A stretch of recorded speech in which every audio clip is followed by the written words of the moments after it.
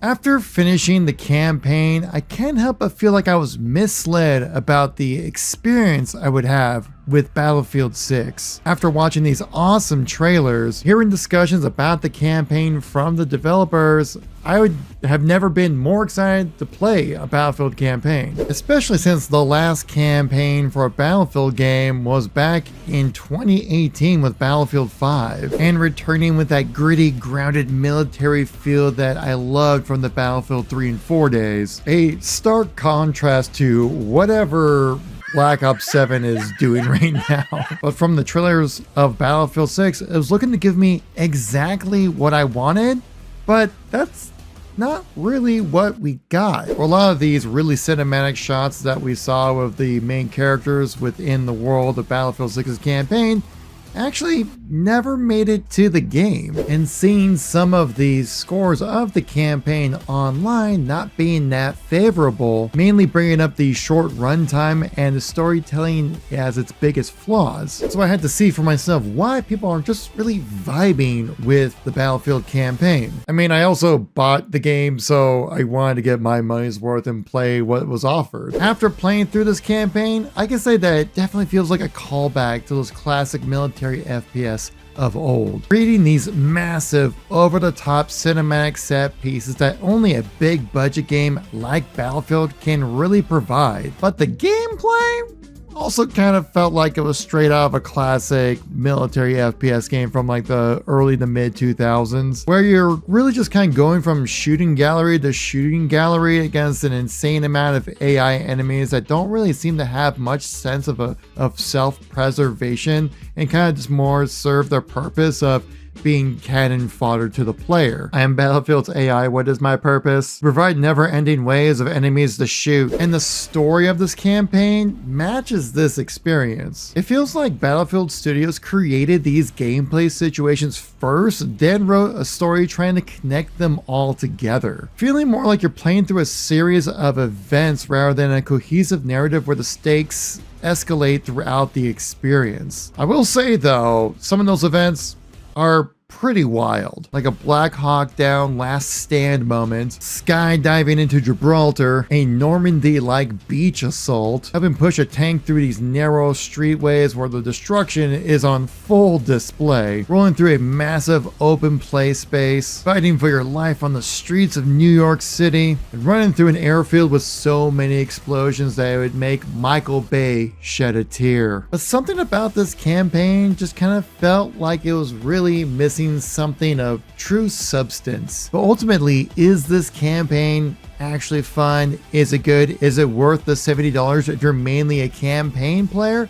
We're gonna answer that and a lot more in this video, so make sure you stay tuned throughout the whole thing to understand all the details. Now, with every Battlefield game out there, visually it's amazing, and audio-wise, it's also just as amazing. Previously Just Dice, now known as Battlefield Studios as a whole, are completely on point with this design, because this franchise has always been known to really push the envelope of what can be possible for graphics in a first-person shooter without it being so overly tuned in the graphics that you need to have a top-of-the-line $5,000 graphics card just to make it possible to run. I still feel like Battlefield 1 absolutely captured this perfectly, where it just had the aura of World War I. The graphic fidelity was insane for when this game released back in 2016, guys. This is a 9-year-old graphics, and I'd honestly say though that Battlefield 1 and 5 graphics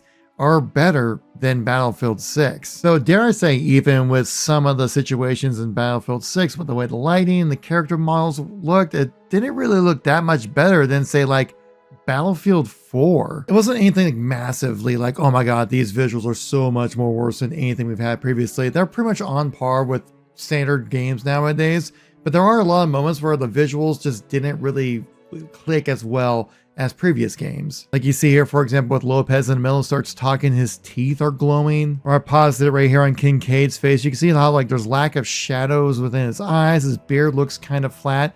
And like throughout this whole clip, he has like this weird highlight around his whole, like all of his head and his hair.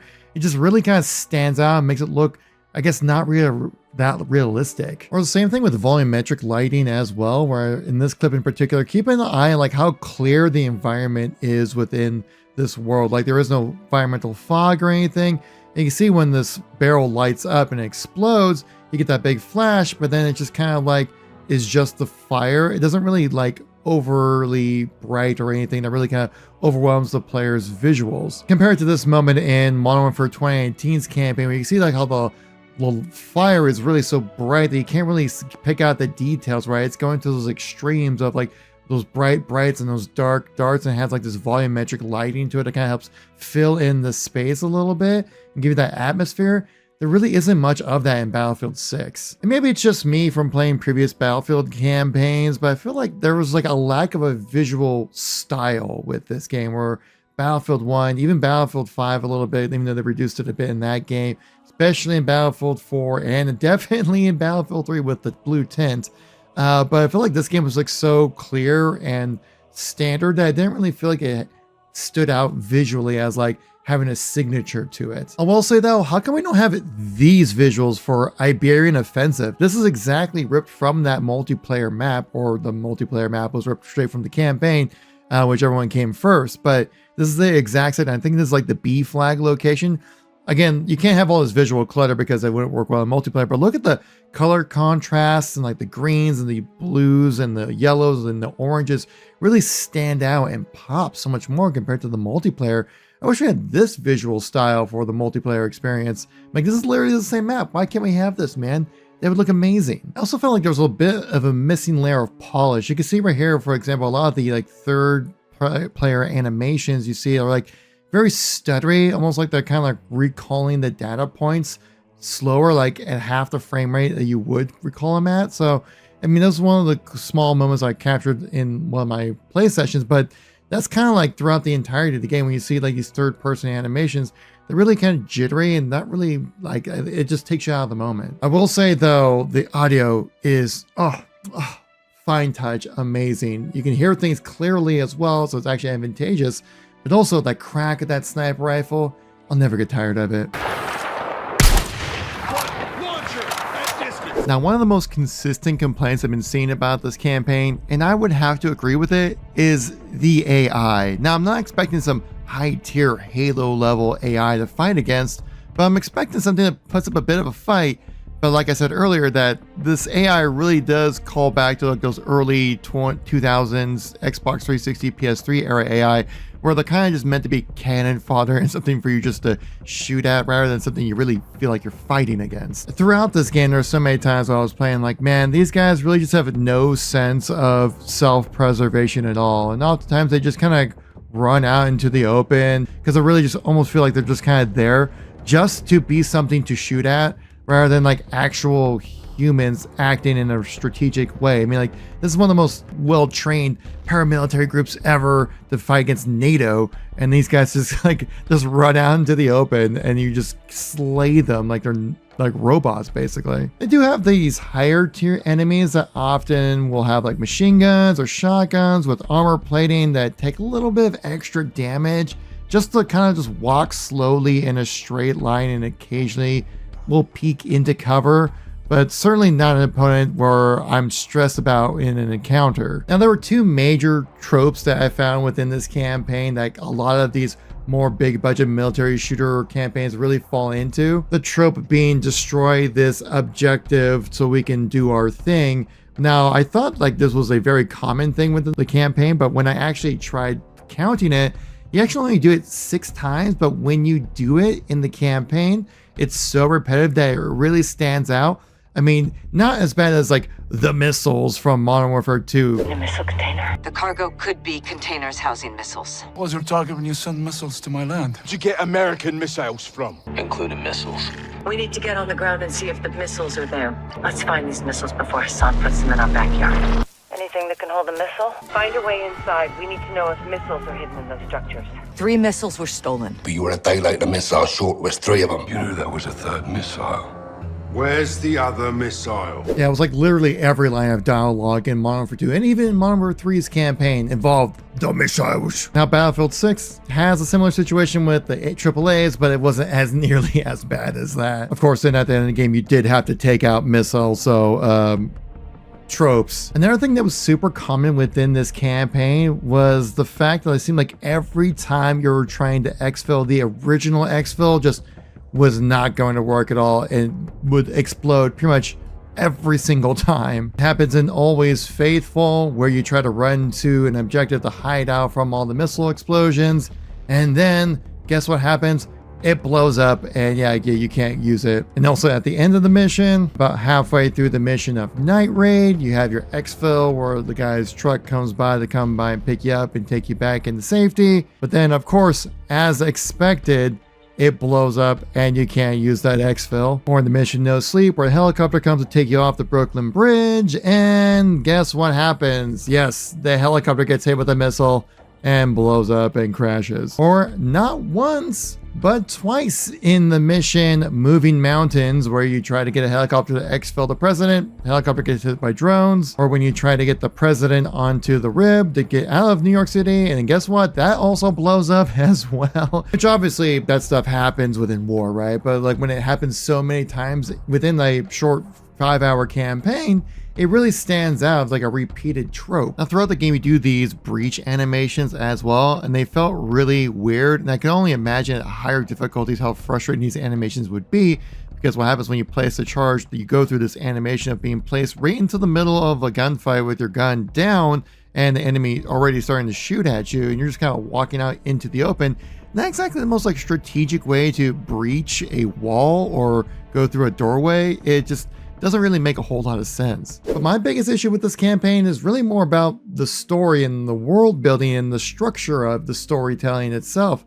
It just felt so weird. To set the stage for the story within the world of Battlefield 6 is that a private military group called Pax Armada are growing in power. They disrupt the alliance of NATO by assassinating the Secretary General, off screen by the way, to cause havoc and effectively a world war. Though the reason why Pax Armada did this in the first place really isn't provided throughout the entirety of the campaign. So when playing the campaign, I really kept asking myself, why is all this happening?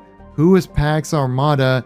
And what are their goals? And most of those questions don't get answered until the end of the game. And even then, the answers aren't very clear. Playing Battlefield 6's campaign felt more like a series of events rather than a cohesive story that progresses and gets larger over time. The way the narrative works in Battlefield 6's campaign is that Dagger 1-3 are interrogating, or at least talking with Mills over the past events. These events get brought up through conversation between the characters, leading you to play through these series of flashbacks, providing the player with context of the impact of bringing up those events within the conversation between characters. But as a player, you don't really understand why they're so friendly, hostile to each other, or at unease between the two of them. And so they kind of talk in these vague references, and then you have to play through the campaign's flashbacks to then truly understand what is actually happening and what it means to bring up these events in this conversation. It's stuff like this throughout the entirety of the dialogue of this campaign. And then the monster got out of the lab. Where'd this confidence of yours come from? I had a good teacher. Where the fuck was this in Brooklyn? That was the lesson. And then you transition to playing in Brooklyn to see what that was all about. But it's all these vague terminologies and references that as a player, you don't really understand what they're talking about. Purposely leaving the player in the dark about why things are actually happening within the story. Though the characters you play as in the game are also in the dark about why things are happening, which I understand giving that perspective to the player as well. But the way the story is structured in the game, you have this experience of your characters knowing what happened, and then you find out through playing the game. The problem with structuring the story this way is that you get these moments of progressing the story forward through these interrogation cutscenes, and then you're provided context of what these vague references are about through the gameplay. So you're not learning along with the protagonist of the story because they already know what happens. You as a player don't truly figure out until the very end of the game, and even then, it still doesn't make a whole lot of sense. So you get this start, stop, giving you the sense of playing through just a series of random events, where like saying like this happens, then this happens, and then this happens. Now I'm not a writer, but a reference towards the writers of South Park about why this, then this kind of storytelling doesn't really lend itself to something that's compelling. And if the words "and then" belong between those beats, you're f***ed. What should happen between every beat that you've written down is either the word "therefore" or "but," right? So what I'm saying is that you come up with an idea and it's like, okay, this happens, right? And then this happens. No, it should be this happens, and therefore this happens. But this happens, therefore this happens. Yeah, you see movies that you're just watching, it's like, this happened, and then this happens, and then this happens. That's when you're in a movie just going, what the f*** am I watching this movie for? Just like, this happened, and then this happened, and this happened. That's not a movie, you know, that's not a story. And that's what the storytelling really feels like for Battlefield 6. But you also have to keep in mind that this campaign did have some development issues. In fact, the studio headed by Marcus Leto, the guy who basically made Halo what it is, Ridgeline Games, was actually shut down during the development of Battlefield, and they were in charge of the campaign. And I'm kind of starting to see it now where like that revealed trailer and what we got for the actual game don't seem to line up, and the story seems like so pushed together in some kind of way where they just tried to make it work. And even when the story and the motives of the characters are directly explained to you in the game, it still just doesn't really make a whole lot of sense, or doesn't cover all the loopholes or bases when it comes to telling a compelling story. Where Kincaid reveals that you've been played by Mills, and basically Pax Armada is a big baddie created by the CIA and the US government, so NATO has something to fight against to, I guess, push the military-industrial complex, which was probably the least surprising twist I have probably ever experienced in a game. And that's really just because of how the story was structured. Because even in the beginning of the game, we have our hero squad pushing up to Mills's house. And Mills opens up a safe to grab a gun for her safety against your friendly squad. And throughout the whole time of these interrogations or conversations with Mills, that they seem very adversarial and they're not very chummy with each other, which then makes you think, why would that actually be the case? Well, it's something that we've seen before in other games, where the big bad government and its evil secretive military doing some shady stuff to progress their hold of power within the world. But then I'm just kind of thinking like, but why would the CIA and the US government create a military group to fight against their allies and like kill people to just get more money for military contracts in a way? It doesn't really make a whole lot of sense to make a big bad military to fight against yourself.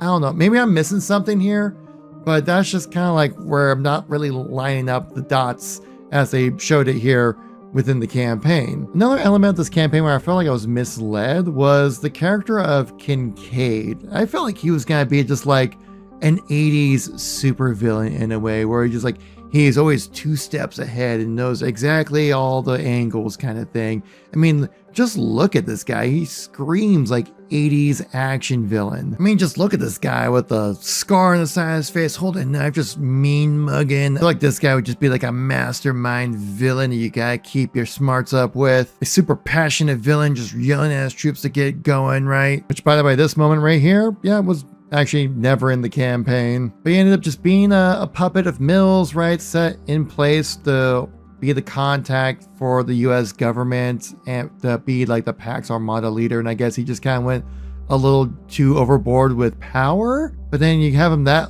far of a leash, it just doesn't really make a whole lot of sense to me. And I was really hoping for this guy to really be like a profound villain. If not anybody who can kind of carry throughout the future stories of modern Battlefield series, but really he just kind of was there. He doesn't even show up actually until like halfway through the campaign either. I was just kind of hoping for a little bit more out of the villain in this game. This campaign doesn't actually come to a full resolution because they leave it open because you know that they're gonna try to do a Battlefield 7 which continues on with this story. So the resolution even in this game isn't really that rewarding either. Story-wise, this game kind of just gets the job done really, but doesn't really do a great job of really providing a rich, deep experience, which is kind of the main point of playing the campaign, is help that with that world building up these characters. And it doesn't really seem to do much of that. And I think it could just because of the development issues that the game had with Ridgeline Studios being the head of the campaign being shut down mid-development. At this point in the video, you're probably going, wow, Kevin really dislikes the Battlefield 6 campaign. And I would say, no, I actually enjoyed my time playing it. I appreciated the shorter run length as someone who's pushing closer to 40 every day, that a shorter like 5-hour campaign is actually really appreciated. The game is always high action, fast paced, keeping you on the edge of your seat the entire time. Like, yes, the AI isn't that great. The story is kind of just put together, it feels like, from the development issues that I was having. But I definitely don't regret my time playing this campaign. It was fun. I would definitely look forward to whatever Battlefield 7 has to offer. For a $70 price tag, if you're not much of a multiplayer guy, but like your military campaign shooters, this campaign, it's not worth the 70 bucks for you. But if you're mainly a multiplayer guy, which Battlefield is what mainly known for, then the campaign's kind of like a nice little cherry on top to get a nice little experience to kind of get that world building to kind of see what the next games will likely follow up with. Then yeah, it's a fun campaign. It's good, it's serviceable, it's fun, it has its moments, but it's not really anything where like, guys, you gotta play this campaign. If I had to rate this campaign, I don't like using numbers because it's just like it's arbitrary to like what degree. I like putting in 3 categories: avoid, meh, and must play. And this is much more of a meh experience. It's definitely not a must play like you would have for like a Halo or Titanfall 2. So if you guys enjoyed this video, leave some hypes. It helps out a lot with smaller channels like this. Saying likes and subscribes, always appreciate it. For some more Battlefield and Halo content coming up soon on the channel as well with the big reveals. I'll catch you all in the next one. Peace out.